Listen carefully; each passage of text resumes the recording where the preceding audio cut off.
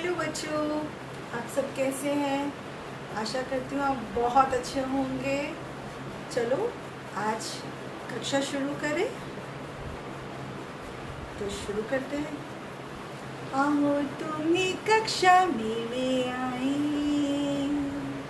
कुछ नया पढ़ना सिखाए, बिना मिले लिखना सिखाए।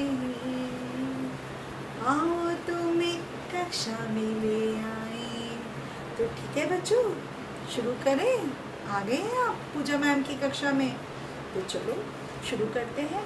जैसा कि आप जानते हैं कि मैम ने आपको ई की मात्रा की पहचान कराई थी लास्ट अपने सेशन में, जिसमें मैंने छोटी ई और बड़ी ई की मात्रा में डिफरेंस बताया था, दोनों में अंतर और उनकी पहचान कि वो कहाँ लगाई जाती हैं।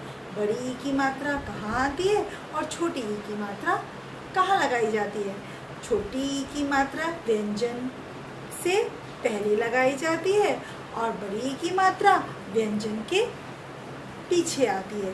तो अगर आप कोई भी व्यंजन लिखते हैं तो आप चाहें तो ये भी कह सकते हैं कि ई की मात्रा, छोटी ई की मात्रा व्यंजन के बाईं ओर लगाई जाती है और बड़ी ई की मात्रा व्यंजन के दाईं ओर लगाई जाती है। तो चले शुरू करें। जैसा कि आप जानते हैं, मैंने बताया था कि जो ई है वो हमारा स्वर है, छोटी ई और बड़ी ई, और इनकी ध्वनि जो है, उनकी आवाज़ जब हम छोटी ई बोलते हैं तो वो ई होता है और बड़ी ई होता है।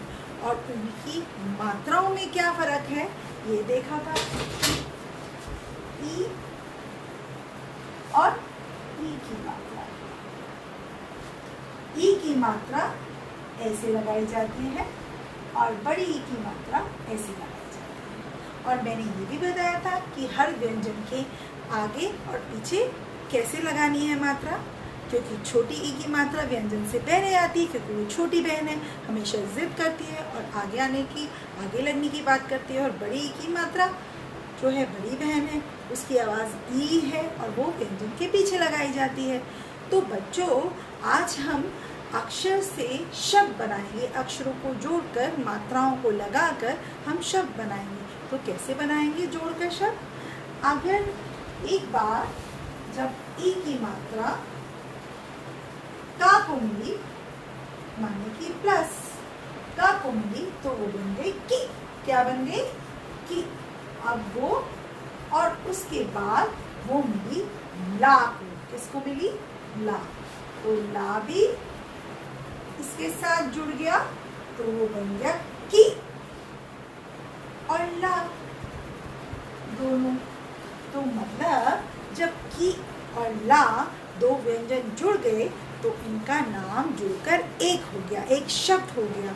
और आसमान से आकाशवाणी हुई कि जब मेरे दो अक्षरों को जोड़ दिया तो आपका जो शब्द बना है वो क्या है? तो उन्होंने बोला हमारा नाम है किला, किला। तो उन्होंने कहा, आकाशवाणी ने कहा कि देखो, जो ये किला है ये एक जगह है जो आप महल की तरह है, आप जाओ और देखो। तो पहचान गए।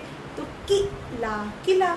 और ई की मात्रा, अगर मैं आपसे पूछूं किला में कौन सी ई की मात्रा है, तो आप फट से बता देंगे कि किला में छोटी ई की मात्रा है, क्योंकि वो व्यंजन से आगे लगी है। और अगर मैं यहाँ पर क के साथ ई की मात्रा लगाऊं और साथ में खाली ल लगाऊं, इसको जोड़ूं, तो ये बन जाएगा कील, कील। क्या बन जाएगा? कील, कील। और कील भी एक बड़ी नोकीली होती है। कील, अगर कभी रास्ते में आप कील पड़ी हुई देख लें तो उसे उठाकर अलग जगह पर रख दें, यानी कि कूड़ेदान में डाल दें, डस्टबिन में डाल दें, तो वो हो गया कील। अब मैं जब आपसे पूछूंगी कील, कील में किसकी ई की मात्रा है, तो आप बताओगे ये बड़ी ई की मात्रा है, क्योंकि आपको पहचान हो गई है, क्योंकि बड़ी ई की मात्रा बड़ी बहन है जो कि पीछे लगती है। और देखो बच्चों, जब हम अक्षरों को जोड़ते हैं तभी एक शब्द बनता है, और ये शब्द क्या बन गया है? कील।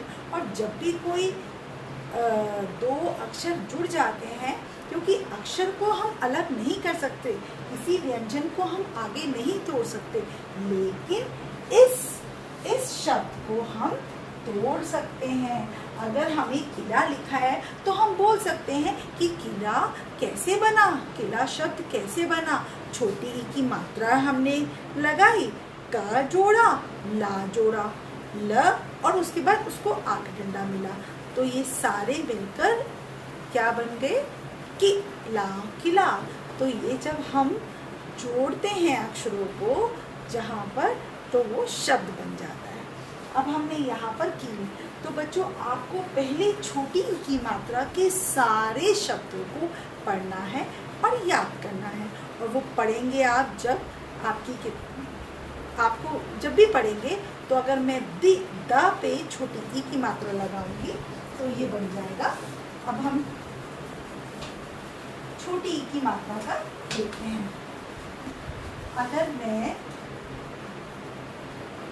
द लिखा है, उससे पहले ई की मात्रा लगाऊंगी, फिर जमा ना, तो ये बनेगा दिन। क्या बनेगा, दिन। दिन निकल आया है, जब धूप आ जाती है तो दिन निकल आता है। तो द में कौन सी ई की मात्रा है, छोटी ई की मात्रा, और ना, ये दोनों मिलकर जब दोनों अक्षर मिल गए तो शब्द बन गया दिन। और अगर मैं यहाँ पर बड़ी ई की मात्रा लगाऊं तो आपका ये बनेगा, अगर मैं यहाँ पर द जमा, अब आप कहोगे कि ये मैडम आपने पहले क्यों नहीं लगाया मैम, ये आपने ई की मात्रा, क्योंकि ये बड़ी ई है और बड़ी ई व्यंजन के बाद लगाई जाती है, इसीलिए मैंने इसकी द के बाद लगाई है। और छोटी ई छोटी बहन है, शैतान है, तो हमेशा व्यंजन से पहले। अगर हमें द व्यंजन के ऊपर ई की मात्रा लगानी है तो वो व्यंजन से पहले लगेगी, और अगर हमें बड़ी ई की मात्रा लगानी है किसी भी व्यंजन पे तो वो द के बाद लगेगी। अब हमने उसको भी ना से जोड़ दिया, तो ये बन गया दीन। दीन दुखी होता है ना, दीन, ठीक है। अब ये दिन है, इसको हम कैसे पढ़ेंगे, दिन, क्योंकि छोटी की मात्रा है, और इसको कैसे पढ़ेंगे, दीन, क्योंकि ये बड़ी की मात्रा, दीन, दिन, दीन, दिन, दीन। तो आपने फर्क देखा, यहाँ हमने जब दा से जोड़ी तो हमने ई की मात्रा को पहले रखा, और यहाँ बड़ी ई की मात्रा को हमने बाद में रखा, क्योंकि वो क्या है, बड़ी बहन है और वो पीछे लगती है व्यंजन के, तो दीन लगा, ठीक है। और अगर सपोज हम और कोई वर्ड देखते हैं, जैसे कि अब छोटा हम देखते हैं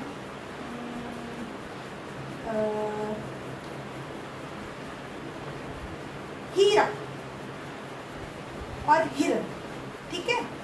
अब छोटी ई की मात्रा जोड़ी, जमा ह जमा र, क्योंकि जमा इसलिए लगाया है क्योंकि एडिशन का साइन है ना, इसमें जुड़ता है, र जमा ना, तो ये दोनों तीनों सब मिलकर क्या बन गए, हिरन, हिरन, हिरन। और यहाँ पर हमने जब ह अब बड़ी ई की मात्रा लगाई और जमा रा, हीरा, हीरा बन गया। तो देखा दोनों में फर्क, हिरन और हीरा। ह की मात्रा, अगर आपको मैं कोई भी कुछ शब्द पूछूंगी तो आप मुझे फट से बता सकते हैं कि ये मात्रा किसकी है। अगर मैंने बोला हीरा तो आप कहोगे इसमें हाँ पे कौन सी की मात्रा लगी है, बड़ी की। अगर मैं बोलती हूँ हिरन, हिरन, तो आप कहोगे छोटी की मात्रा है यहाँ पे। अच्छा, अब मैं बोलूँगी अगर गिलास, तो मुझे यहाँ से आवाज़ आ रही है ग पे कौन सी की मात्रा है, छोटी की। वेरी गुड, क्योंकि मैंने क्या बोला, ई की मात्रा, लास। अच्छा, अब एक और बोलती हूँ मैं, बकरी, तो बताइए कौन सी की मात्रा है, इधर से आवाज आ रही है। हाँ, वेरी गुड। रा पे बड़ी की मात्रा है क्योंकि मैंने लंबा खींचा है। बकरी। तो ठीक है बच्चों, अब आपको छोटी ई और बड़ी की मात्रा की पहचान हो गई कि छोटी ई कहाँ लगाई जाती है और बड़ी ई कहाँ लगाई जाती है। बड़ी ई व्यंजन के बाद में आती है किसी भी, और छोटी ई व्यंजन से पहले लगाई जाती है। माने कि जो व्यंजन से पहले है वो बाई लेफ्ट हैंड कहलाता है, और जो व्यंजन के बाद है वो हमारा राइट हैंड कहलाता है, राइट साइड कहलाती है, दाई ओर। तो इस बात का आपको ध्यान रखना है और घर में बहुत प्रैक्टिस करनी है। मुझे आशा है कि आपको समझ आ गया होगा छोटी ई और बड़ी ई की मात्रा को जोड़कर हम शब्द कैसे बना सकते हैं, और शब्दों को जोड़कर वाक्य बनाना मैं आपको बाद में सिखाऊंगी। तो आज के लिए इतना ही काफ़ी है। धन्यवाद। Thank you. Have a nice day.